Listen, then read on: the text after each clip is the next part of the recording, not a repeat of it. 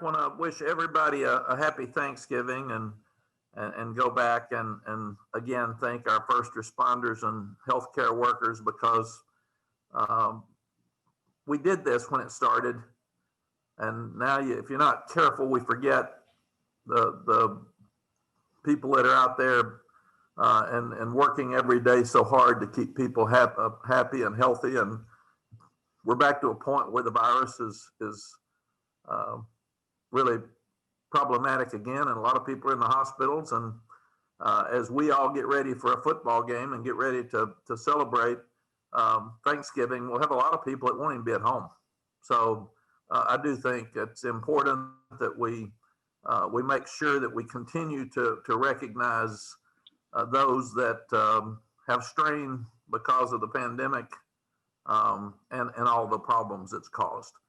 And I was just thinking yesterday that whether it's our military that won't be at home or whether it's our first responders or our healthcare workers, there'll be a lot of people that will not have the Thanksgiving that many of us will have as we start looking forward to being around families and preparing for a ball game. So that being said, thank you for all you do that are out there working for us.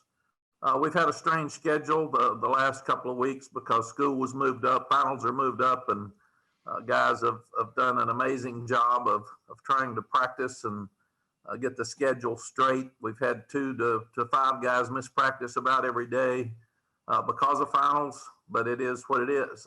And now that we're through, it'll be even more strange for the next 2.5 weeks to be practicing without school, because it'll be more like preseason. So we'll have to.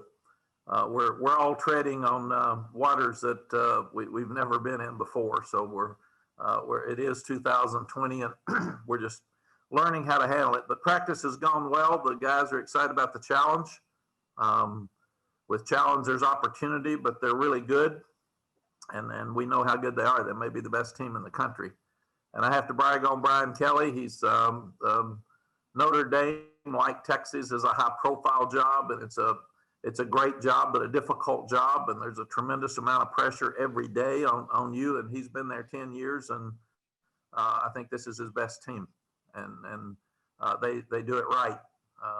These are bright kids, and they're very, very well coached, and they're fun to watch because we all want to get to where they are right now. The college football playoff poll to me is the first time I start looking at polls because there's resumes for teams, and now you can go back and say this team stepped up here and this team wasn't good enough, and there is some history. Preseason polls to me are worthless, and they're basically on last year and some guys that are coming back. And early polls are dangerous because we really don't know who's good and who's not. But by now, we've got a pretty good idea of who everybody is. You start looking at Notre Dame, looking at them more now than we even did on Sunday.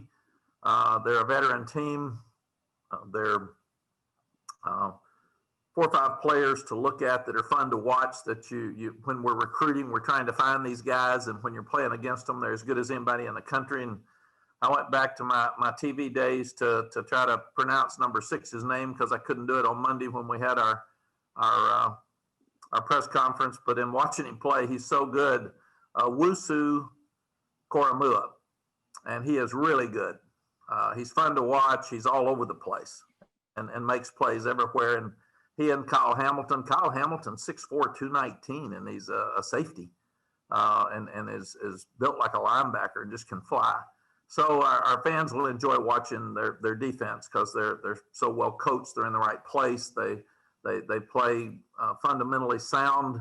They're physical, but these 2 guys will be all over the field. So for our fans, be sure and watch number 6 and number 14 because they're NFL guys that are going to be fun to try to compete against. And then you start looking at guys on offense. Tommy Tremble, the tight end's as good as I've ever seen. He's tough.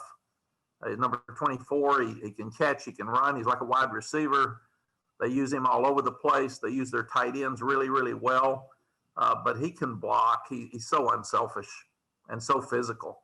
And then it'll be two of the best quarterbacks in the country that should be fun to watch, because Ian Book, you start looking at Sam Howell's stats, and they're very, very impressive. Well, Ian Book's 28-3, 11 touchdown passes, only one interception, and he's rushed for 6 touchdowns. And he's really managed the game well. They're a team that has very few penalties. They've got very few turnovers, and he's not going to make many mistakes. And they stay ahead of the chains, and that's why they're so good on third downs. Both their line of scrimmages are big and strong and really impressive. And one of the storylines of this game will be, can we hang in there with them, because they're as good as anybody at the line of scrimmage on both sides of the ball. And I think the other thing is they're holding teams to 85 yards rushing. They shut Clemson's rushing game down. So the 2 games that we have lost, we've been outrushed. Every other game, we've outrushed the opponent. So that's a huge challenge for us. And when they hold you on first and second down, third down and long is when they're at their best on defense, because they're giving up only 26% when the offense is in third down situations. So it's a real challenge for us. It'll be fun to go against such a great team. I'm disappointed again that we can't have a full house. This would be so much fun. We play Notre Dame 3 years in a row here, so we have a series with them that most people don't get that opportunity to do. And they're such a great program. It's an honor for us to be able to play them. But what a crowd we'd have on Friday if we were able to get people in. This would be maybe the best crowd in our school history. Somebody laughed the other day and said it's still the hardest ticket in our sports world to get. It probably is with 3,500. That ticket's hard to find and hard to get. Also, in closing for me, I want to wish Courtney and Roy good luck as they get started today and tonight, because I know they've gone through what we've gone through with preseason and trying to practice with COVID and all of the changes that are around it as you prepare for your season. And our season has really gone well from what we thought might happen this summer. I'm proud of our guys and want to wish them the same luck with their teams. Questions, Mark? Okay, thanks, Coach. For the group, if you have a question, please use the raise hand function. And our first question today will come from Andrew Jones. Hey, Coach. The narrative, one of the narratives, obviously, this week is what an opportunity this is for your program. But as you go through the process of building the program into the vision that you have 3-4 years down the road, how much of a measuring stick is this to kind of determine where certain elements of the program are? Well, Andrew, I think it's a great measuring stick. This team's as good as anybody in the country. And we're in our second year. I think I had a press conference next Tuesday 2 years ago to take this job.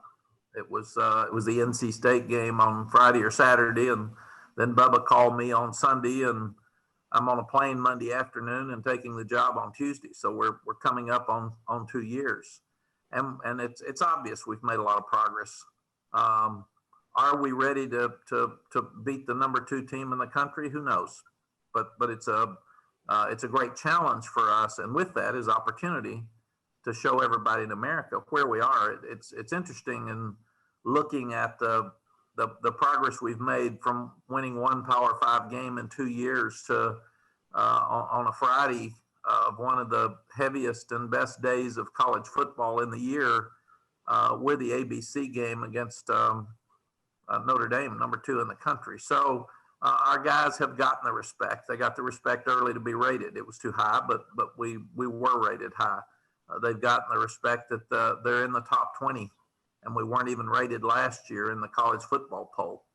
And now for ABC, they don't put games on there that they don't think are going to be good games. So it's I think it's an outstanding compliment to our players that ABC thinks people would like to watch this game, and hopefully we can hold up our end. Thank you. Appreciate that. Thank you, Andrew. Let's go over to Greg Barnes, please. Good afternoon, Mack. What is it that Notre Dame does so well in being able to stop the run? Greg, they're older. They're experienced. They're really strong. I'm not even sure who their strength coach is, but they're so well coached too. They play with great leverage. They play outstanding gap control, and you're going to have to beat them. They're not going to beat themselves. They are in the right gap at the right time, and they're going to have an edge to their defense. And everything they do is just good. So I think that's what they do the best. I've asked that same question as I've watched them this week, and I've challenged our guys to that's who we want to be. We want to be a defense that leads the league in the country in yardage against the rush and only giving up 85 yards a game. And we want to be a defense that is going to put pressure on the quarterback and try to disrupt the quarterback. And that's who they are.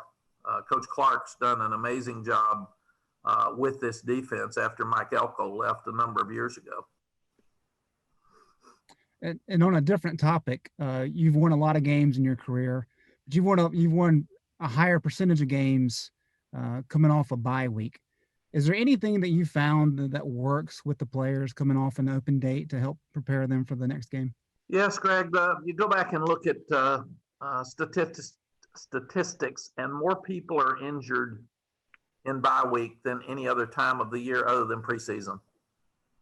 And I think it's because the players lose their attention span a little bit because they don't have a game that weekend. And people say, this is a week, man, we can go back and hit them because we don't have a game. We don't have to worry about them being fresh. What we've always done is work the young ones like bowl practice and been really physical with them, but the older ones, let them start working toward the next game, which obviously is Notre Dame here, but also get them some rest. Like last week in inside drill, Javonte Williams and Michael Carter, we're not going to take any snaps because they've been hit enough. And a lot of people just don't do it that way. So I really think that ours is a get rested, get well, more like spring practice, teach the young ones. You can still be physical with them, but prepare for the next game. And that's pretty much what we do with bowl games as well. Great. Thank you. Thank you. Okay, let's go over to Ross Martin. Hey, Mack, I was wondering if you could just if there any update on Storm Duck and kind of how he's progressing this week and how having him back and calling Michael back helps your defense on Saturday or on Friday, rather. Yeah, Ross, Jeremy gives the updates on our injuries. I'm sure you didn't forget that. If you want Jeremy to come back over and tell you that it will be a game day decision, he'll do that. But all the guys that Jeremy mentioned on Sunday and Monday are still in the same position. We'll have a meeting here in a minute, and we'll get a report from yesterday, some that are trying to practice, and all these guys are working toward playing on Friday. But sometimes it's weird that you can feel like you're doing better and then go have a good practice, and the next day you're swollen and sore, and then you can't practice. So we'll get that information. But I would think that all the guys that we mentioned on Monday will come down to probably pregame when the coaches and the trainers watch them work. Okay, and then it doesn't look like there's many other questions, so I thought I'd get a goofy one in here, Mack. What's your favorite Thanksgiving side, and what's your preferred Thanksgiving dessert? Oh my gosh! We've always played on Thanksgiving, so it's always been leftovers for me on Saturday after the family ate on Friday, because Texas and A&M always played either on Thanksgiving Day or Friday. I would think my favorite part of Thanksgiving has always been dark meat turkey sandwiches with mayonnaise and relish. I love that the day after. And I would think that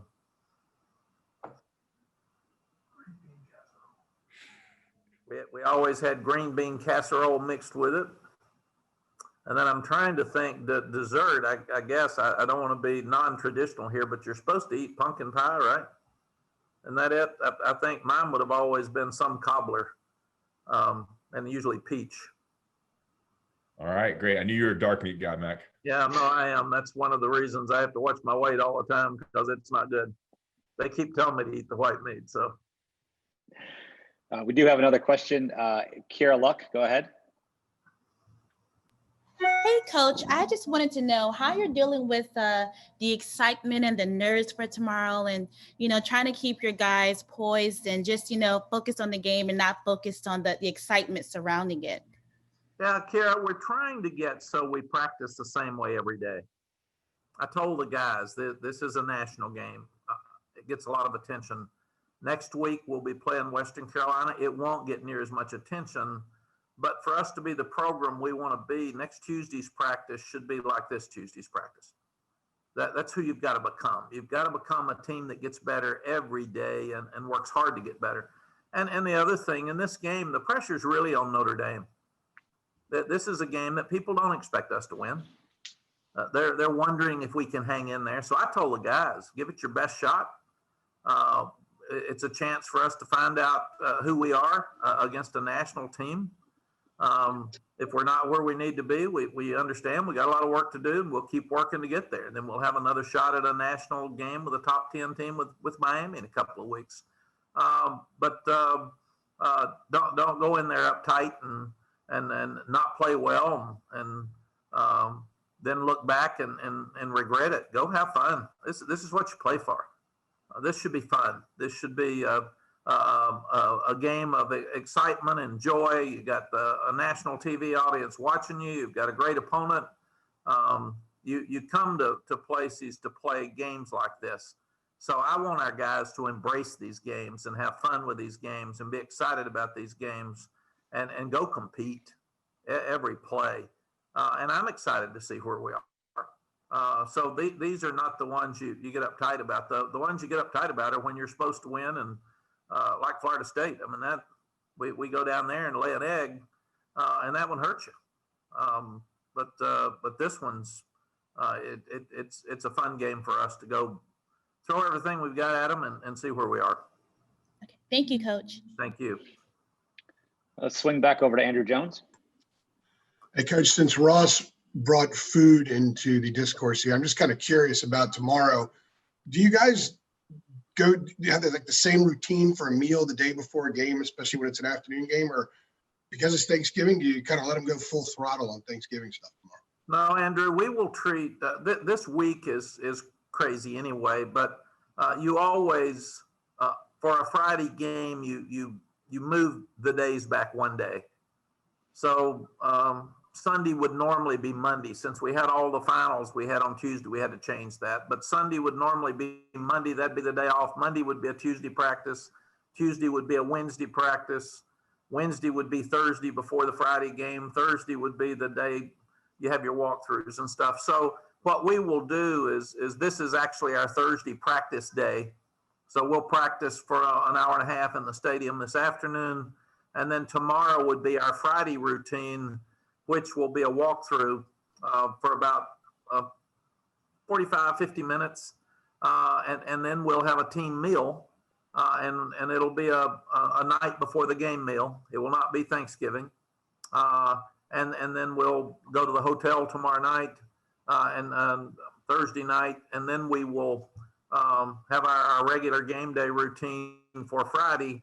And then we'll have some Thanksgiving stuff for the guys on Saturday. Okay, that's kind of what I figured, but I wanted just to make sure since Ross was talking food. So yeah, their lives are very different. I mean, this is game week, and they've worked really, really hard to get here. So we feel like they can have their Thanksgiving on Saturday. Sounds good. Thank you. Appreciate it. Thank you. Okay, let's go to Alyssa Ray. Coach, unusual year with Notre Dame in the ACC, no divisions, but what has the Irish brought to this conference, and to have not only a big national game on Friday, but also it's an ACC game? Alyssa, they bring national attention. They bring prestige. It's one of those programs that everybody talks about all the time, and they've earned that right. So I think it's good for our league. It's made it more competitive. It's made it exciting here at the end with a few teams that are still in the mix to have a chance to play in the playoff. Weirdly enough, them upsetting Clemson is new for our league. So I really think that it's healthy. I would be one of those, like I guess everybody that would embrace them and want them to be in our league. And I think it was really, really smart of John Swafford and whoever to bring them in this year, because it obviously brings more revenue and more attention to our league in a year that athletic directors, chancellors, and presidents need money. So the sharing of revenue with Notre Dame has obviously helped our entire league. So I think it's really smart. And I think I mentioned earlier, we're one of the ones fortunate enough that we've got a 3-game series with them. So we go to South Bend next year, and hopefully we'll have the ability to have full crowds again next year, because we've missed our fans so much. And then they come back here the next year. So we actually have a 3-game series with them, and that'll be a fun challenge for us. And to have them on your schedule as well as Miami, do you guys look at that as an opportunity, kind of the dark horse in the ACC that can shake things up here? Yeah, so Alyssa, we're trying to be a national program, and these two are right now. They're top 10s. I told the guys the other day that we're 6 to 10 plays away from being undefeated, and sitting here at 8-0 with Notre Dame 8-0, we'd both be in the top 5 probably, and we'd be competing for a chance to play in the conference championship game, much less the playoff. And that's what you've got. I said I'm not trying to yell at you for not making those plays, or us not coaching you well enough to make those plays, but reality is that we're a lot closer to getting in the mix of some things than people think we are. And we didn't make those plays in those 2 games. But if we had, this would be a different tone on this press conference as we get ready for Friday's game, because it sure would have been a national game instead of a game that we're hoping we can compete in. Thanks, Coach. Thank you, Alyssa. Okay, let's go over to Art Chansky. Hey, Mack, how you doing? Good, Art.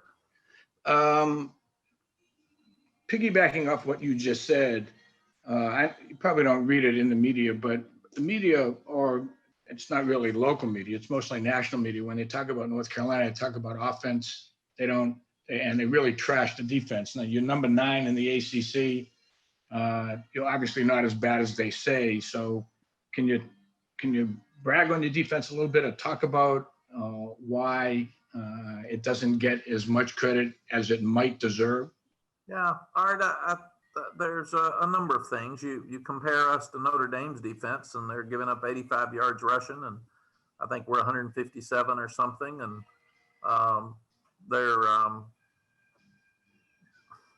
we just haven't stopped the run like we should consistently. Now, in certain games, we played well on defense against Boston College. We played well on defense against Syracuse.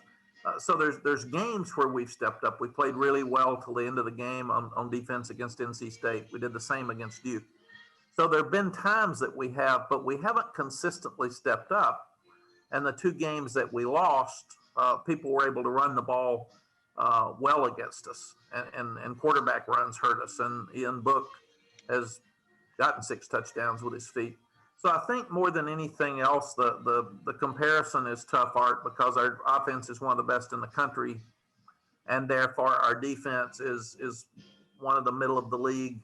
But we've given up some big pass plays. We can play much better on defense than we have, and I think that's what's been obvious. When people looked at us as a number 5 team in the country, which we weren't, and I didn't think is probably fair to our team to be put in that position, because half the teams weren't playing at that time, and people got all excited. But I go on facts, and the facts are that we've got to improve our defense. If we can't stop the run or make them more inconsistent with the run on Friday, then we're not going to be able to win the game. And that's where people are being critical of our defense. They're coming. The young players are playing really well. They're getting more reps. We've got 12 more guys coming in, most of them on defense at midterm. I think we'll have a spring practice. So I really anticipate our defense being much better next year than it is right now. So when you drop from 5 to 14 to 15 with 1 loss, and then completely out of the rankings with the 2nd loss, that had to be What was that? Was that they didn't believe that North Carolina really belonged, or was it all on the defense? Yeah, I think it was the fact that Florida State's really struggling, and we lost that game on the road, and a lot of people gave up on us at that time. So I think it was more that it was about Florida State struggles compared to us being number 5, and then the big drop after that, because I thought people got too excited and put us too high, and then they probably got too down and put us too low. So that's just the way life is. Thank you, Coach. Thank you. All right, well, let's close up today with CL Brown. Go ahead, CL.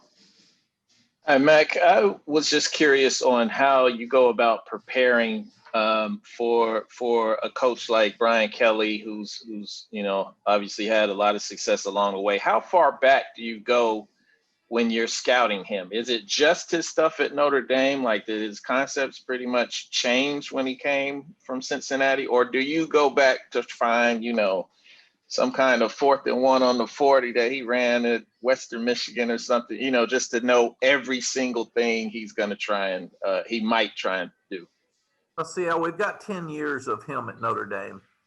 So you wouldn't go back to Cincinnati or Central Michigan or Grand Valley State. But you go back a couple of years, and most of our guys have played Notre Dame at some point or have coached against Brian at some point. And even though the game evolves and coaches have to evolve with it, people still have their personalities, and they're going to be who they are most of the time in a ball game. So you know what Brian is. I mean, they're a tough physical football team that's going to line up and try to run it down your throat. They're going to use play action. They use their tight ends a lot from a lot of bunch sets, and that's who he is.